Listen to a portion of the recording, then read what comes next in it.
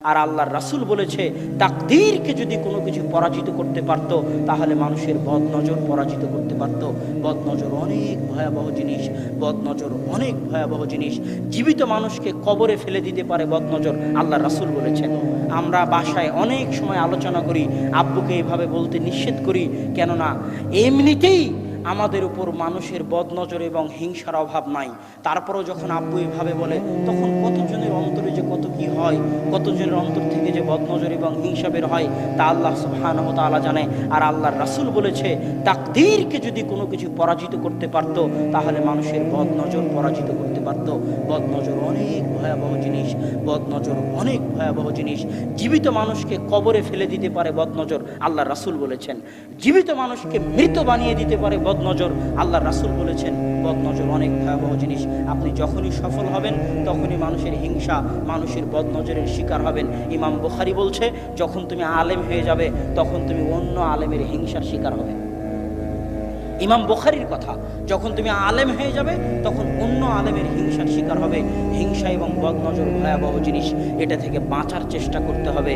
সকাল এবং সন্ধ্যার দোয়াগুলো মুখস্থ করে নাস ফালাক ইখলাস পড়ার মাধ্যমে, নিজেকে ফু দেওয়ার মাধ্যমে, বিসমিল্লাহি লা ইয়াযুররু মা ইসমিহি শাইউন ফিল আরদি ওয়ালা ফিস সামা ওয়া হুয়াস সামিউল বাসীর, এটা 3 বার পড়ার মাধ্যমে, আউযু বিকালিমাতিল্লাহি তাম্মাহ মিন কুল্লি শাইতানিন ওয়া হাম্মাহ ওয়া মিন কুল্লি আইনিন লাম্মাহ, এই দোয়া পড়ার মাধ্যমে, এগুলোর মাধ্যমে নিজেকে বদনজর থেকে হেফাজত করার চেষ্টা করতে হবে।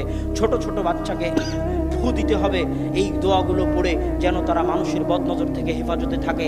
আপনি নিজেও যদি প্রশংসা করেন আপনার ছেলের, আপনি নিজেও যদি প্রশংসা করেন আপনার বউয়ের, তাহলে মাশাআল্লাহ বলবেন, বারাকাল্লাহ বলবেন। সৌদি আরবে যদি কোনো সৌদি ছেলের প্রশংসা করেন আর যদি বারাকাল্লাহ মাশাআল্লাহ না বলেন, তাহলে আপনার হাত পা ধরে মাশাআল্লাহ বারাকাল্লাহ বলিয়ে নিবে। কেননা শুধু প্রশংসা বদনজর হতে পারে, দোয়াবিহীন প্রশংসা বদনজর হতে পারে, দোয়াবিহীন প্রশংসা বদনজর হতে পারে। এই জন্য যেই আপনার প্রশংসা করুক না কেন তার মুখ থেকে দোয়া বের করিয়ে নেবেন, যে বারাকাল্লাহ বলে যাও, মাশাআল্লাহ বলে যাও, লা হাওলা ওয়ালা কুওয়াতা ইল্লা বিল্লাহ বলে যাও।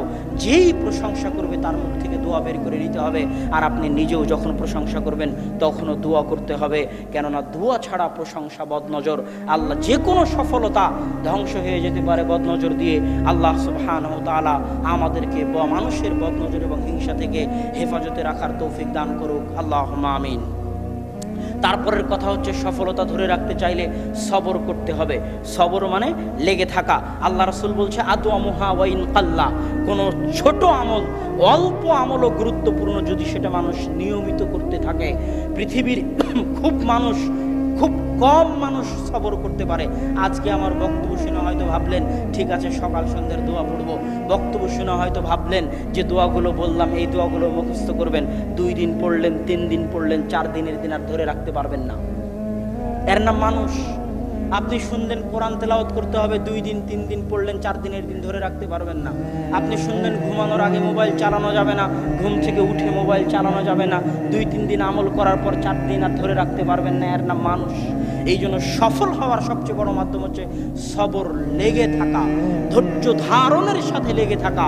যা কিছু হোক না কেন সবরই আপনাকে বিজয়ী করবে। পৃথিবীতে বিজয়ী হওয়ার সবচেয়ে বড় মাধ্যম হচ্ছে সবর, যার জ্বলন্ত উদাহরণ নাম নিতে চাই না। আফগানিস্তানের মাটিতে কিছুদিন আগে আপনারা দেখতে পেলেন, এই 2-3 দিন আগে আমেরিকার সাথে যারা চুক্তি করলো তারা শুধু সবর দিয়েই, ধৈর্য দিয়েই এই পর্যন্ত আসতে পেরেছে। ধৈর্য দিয়েই 20 বছর ধৈর্য। বাপ রে বাপ রে বাপ! কোথায় ইউসুফ আলাইহিস সালাতু ওয়াস সালাম, তার বাপ নবী, তার দাদা নবী, তার দাদার পিতা নবী, তার বাপ ইয়াকুব নবী, তার দাদা ইসহাক নবী, তার দাদার বাপ ইব্রাহিম নবী। এতগুলো নবীর সন্তান হওয়ার পরেও, এতগুলো নবীর দোয়া থাকার পরেও ইউসুফ কুয়ায় ঝুলে, কুয়ায় মরে কি বাঁচে।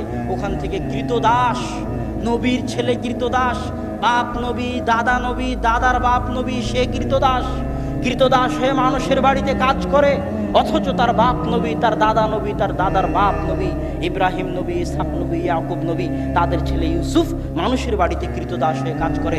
আর বাপ কাঁদতে থাকে কোথায় আমার ছেলে, বাপ কাঁদতে থাকে কোথায় আমার ছেলে, কোথায় আমার ছেলে। 2 জনই নবী। তারপরে কৃতদাস অবস্থায় অপবাদ মাথায় নিয়ে জেলখানায় চলে যায়। এক যুগ জেলখানায় কাটিয়ে দেয়, তিনি নিজে নবী, তার বাপ নবী, তার দাদা নবী, তার দাদার বাপ নবী, তাহলে কি রকমের ধৈর্যের পরিচয় তারা দিয়েছেন? ধৈর্য দিয়েই ইউসুফ এবং ইয়াকুব বিজয় লাভ করেছেন।